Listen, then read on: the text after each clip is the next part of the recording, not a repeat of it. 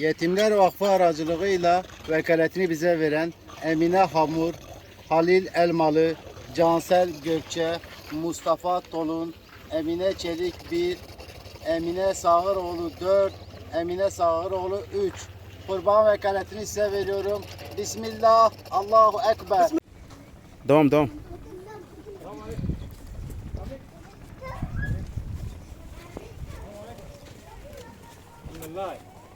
السلام عليكم.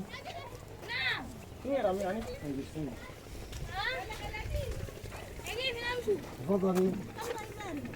عيد مبارك ان شاء الله. دعاء لنا ان شاء الله. السلام عليكم.